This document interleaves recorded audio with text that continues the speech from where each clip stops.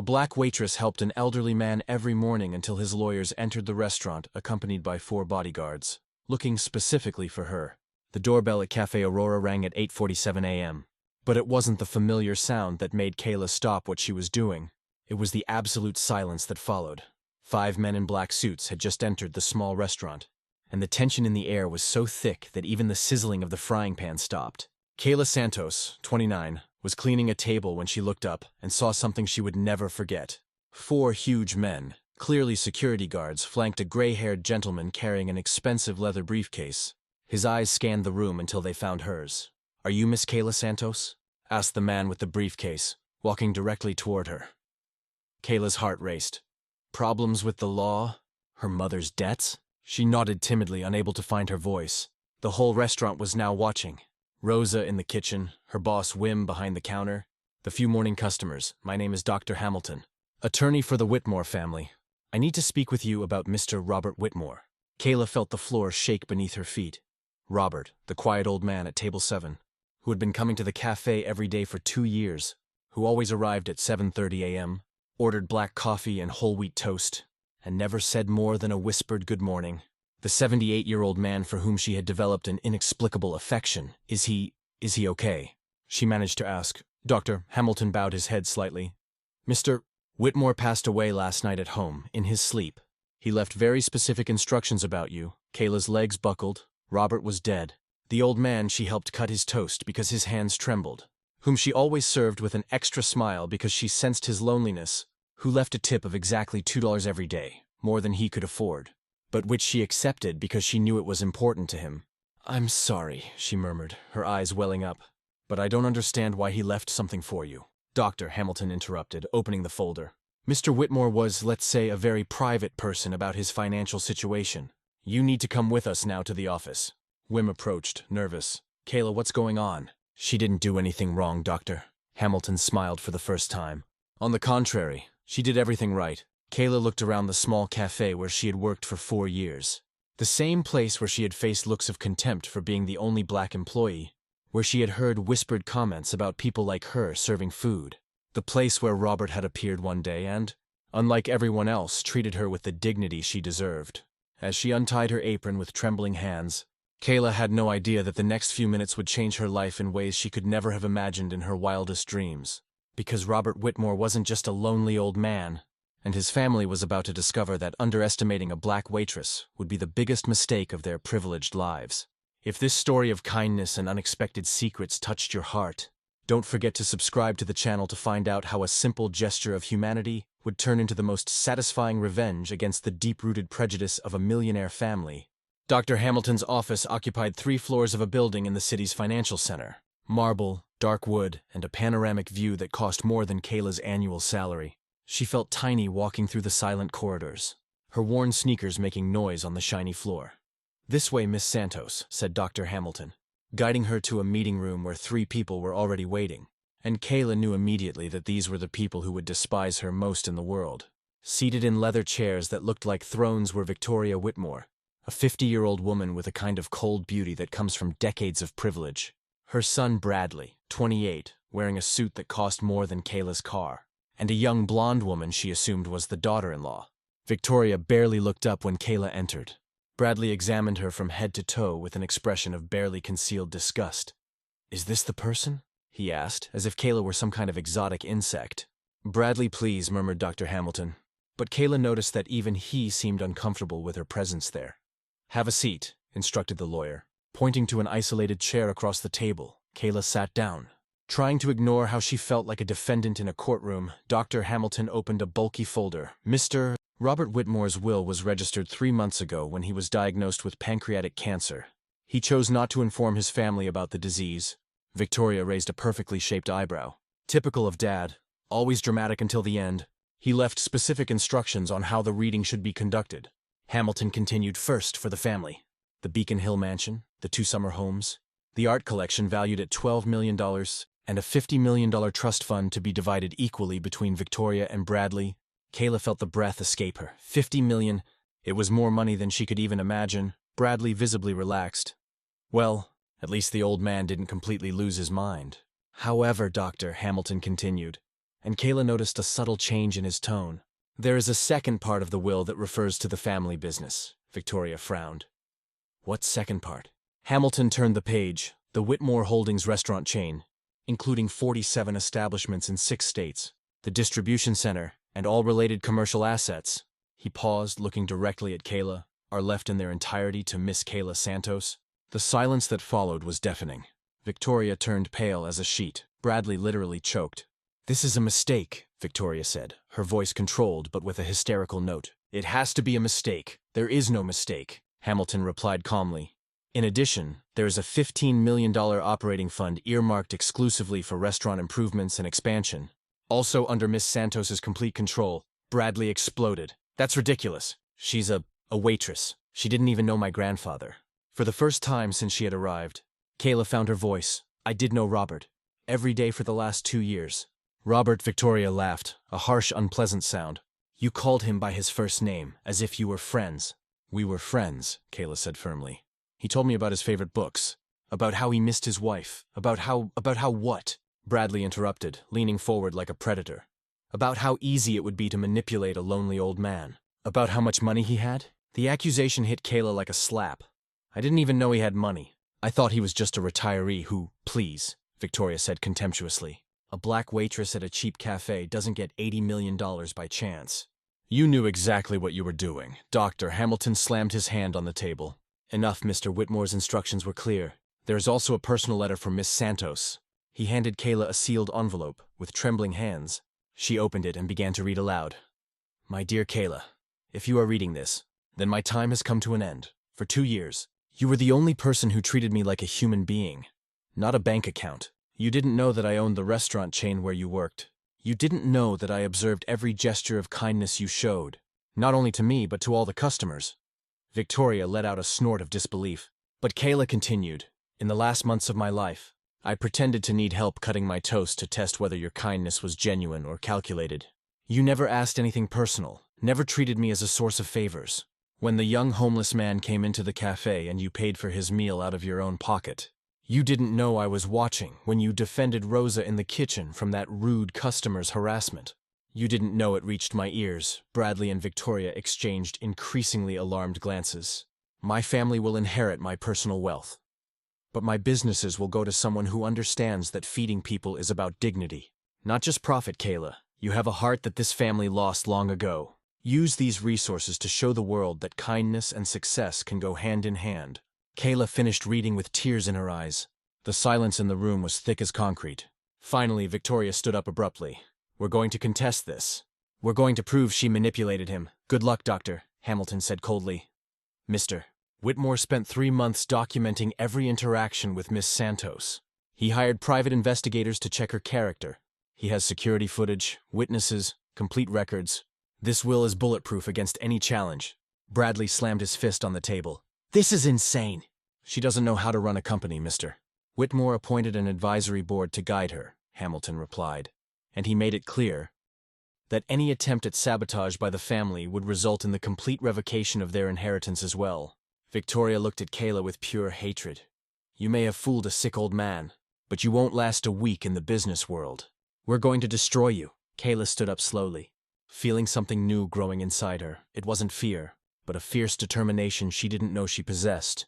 You can try, as the Whitmore family stormed out of the room, leaving threats hanging in the air. Kayla remained seated, clutching Robert's letter. They saw her as an intruder, an unqualified opportunist.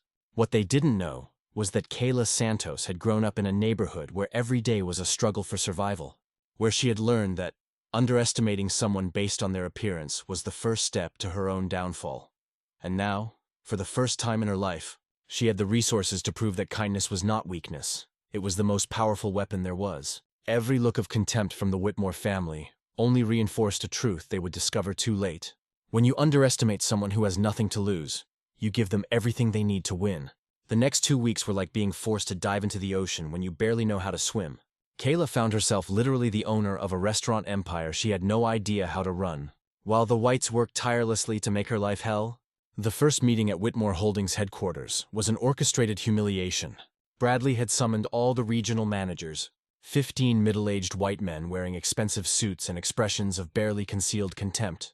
Kayla entered the conference room wearing her best dress, purchased at a discount department store, and immediately felt like an intruder in hostile territory. "Everyone meet our new owner," Bradley said with a venomous smile. "Kayla Santos, who comes to us directly from— Where did you work again?" "Oh yes, serving coffee." The laughter was low but audible. Kayla sat down at the head of the table, the seat that was technically hers, and tried to ignore the exchanged glances between the managers. "Well, Kayla," Bradley continued, leafing through a folder as the new owner, "I imagine you have some revolutionary ideas for improving our establishments, perhaps serving stronger coffee." More giggles. Kayla took a deep breath and decided she wouldn't let herself be intimidated. "Actually, I do have some observations." Bradley's smile widened like a predator who sees his prey fall into the trap. "Please, enlighten us." "I visited 7 restaurants in the chain over the last 10 days. Kayla began, her voice growing firmer. "In 5 of them, I noticed that Black and Latino employees are concentrated in the kitchen and cleaning, while customer service is mostly white in 3 locations. I witnessed managers treating employees of color clearly differently." The silence in the room changed tone. The smiles began to fade. "Furthermore," Kayla continued, "the menus are identical in neighborhoods with completely different demographics. The restaurant downtown charges $18 for a hamburger that costs $12 in the suburbs. Even though the operating costs are virtually the same." Bradley tried to interrupt, but Kayla didn't stop, and there's more. "Online reviews show consistent complaints about service quality that perfectly match the demographic location of the restaurants. Is it a coincidence that the worst reviews come from the neighborhoods where you put the least experienced employees?" One of the managers, a man named Peterson, snorted. "With all due respect, miss, running restaurants isn't about social issues. It's about profit." "You're right, Mr. Peterson," Kayla replied calmly. "And speaking of profit, your numbers in the Southern District have fallen 23% in the last year, coincidentally. That's where you implemented that staff optimization policy that resulted in the dismissal of older, more experienced employees." Peterson turned pale. How did she know those specific numbers? The truth was that Kayla had spent the past 2 weeks studying like a woman possessed. Dr. Hamilton had made all the financial reports available to her, and she had discovered something that surprised her. She had a natural knack for analyzing data. Years of balancing her family's tight budget, calculating tips, and managing shifts at the cafe had developed a mathematical intuition she didn't even know she had. But more importantly, she had found an unexpected ally. Linda Chun had been the company's CFO for 12 years. A 45-year-old Asian American woman who had been systematically passed over for promotions despite her impeccable numbers. When Kayla asked to review the reports, Linda was initially cold and professional. But something changed when Kayla asked questions that went beyond the obvious. "Why don't you invest more in training?" Kayla had asked during her second visit to the office.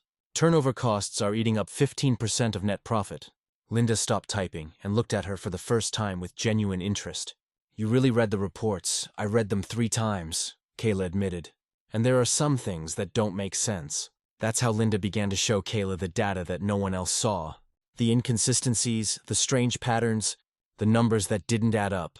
And that's how Kayla discovered that the Whitmore sabotage went far beyond hostile meetings.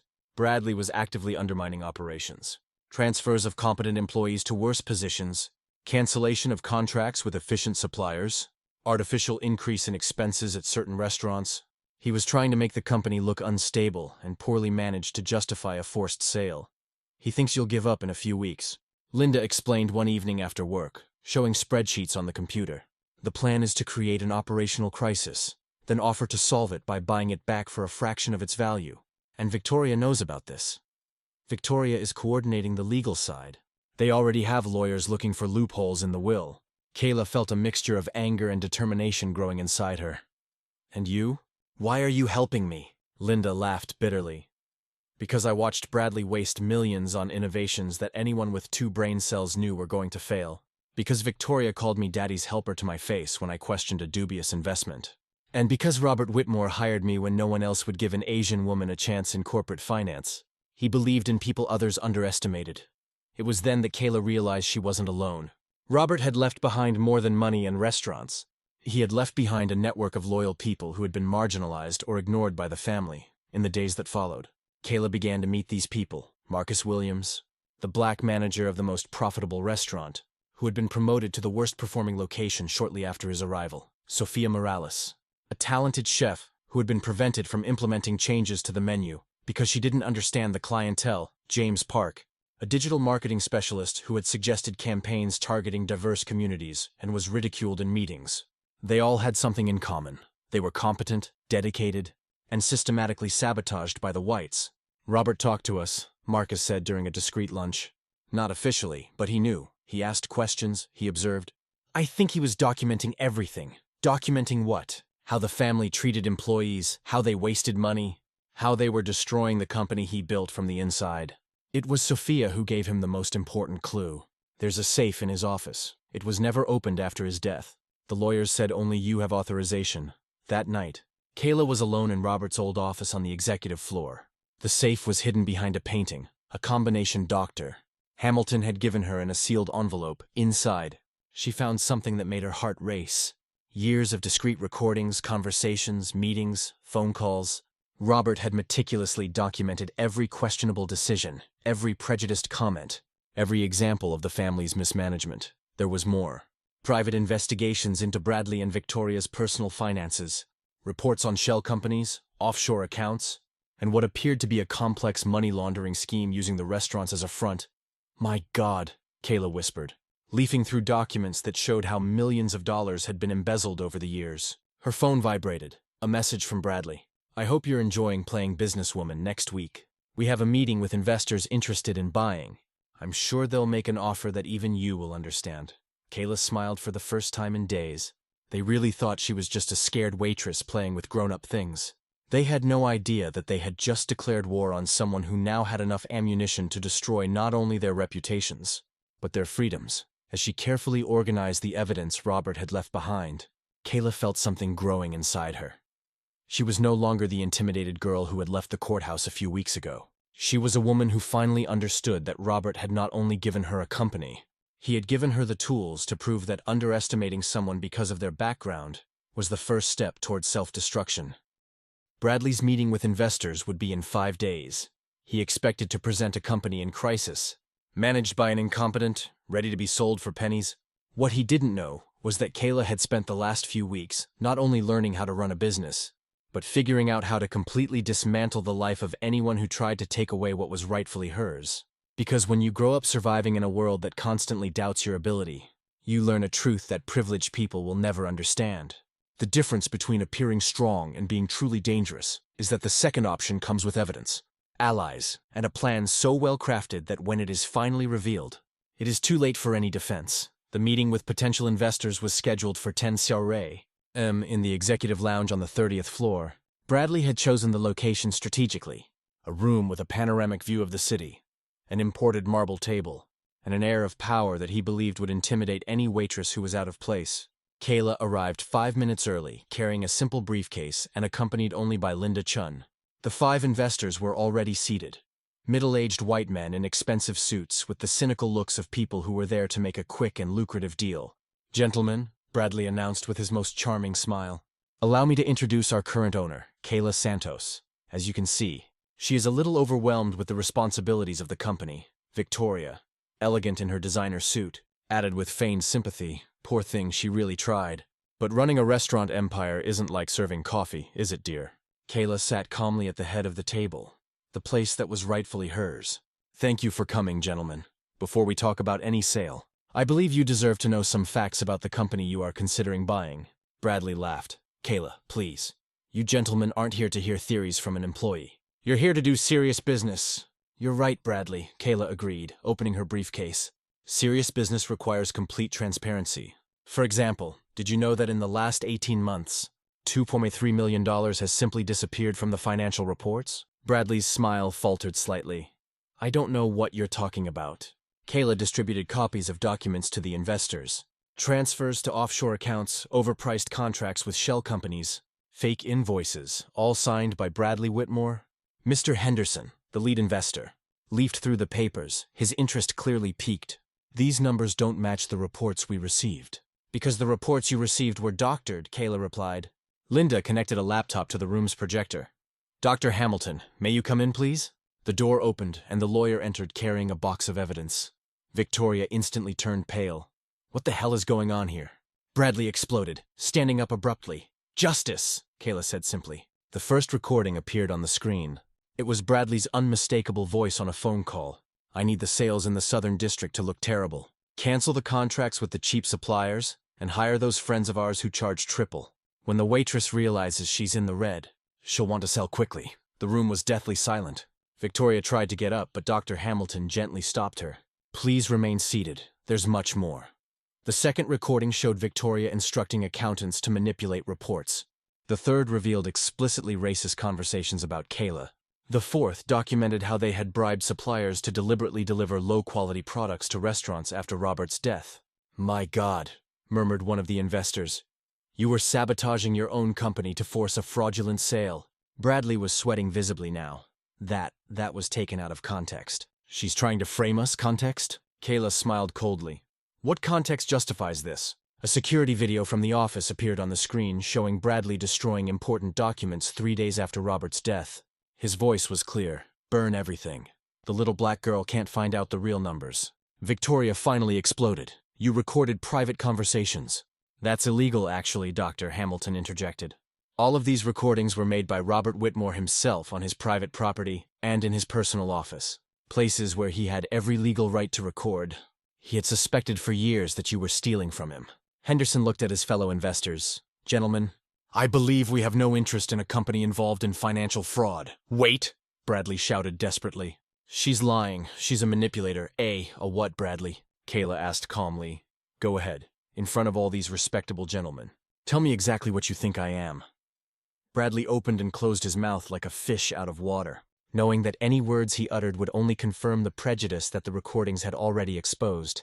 Kayla stood up elegantly. Gentlemen, as you can see, Whitmore Holdings is very well managed.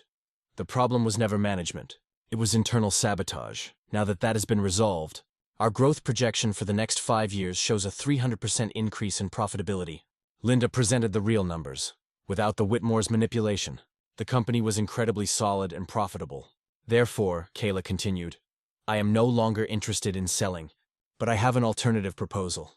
She smiled, and for the first time, it was a smile that made Bradley instinctively recoil.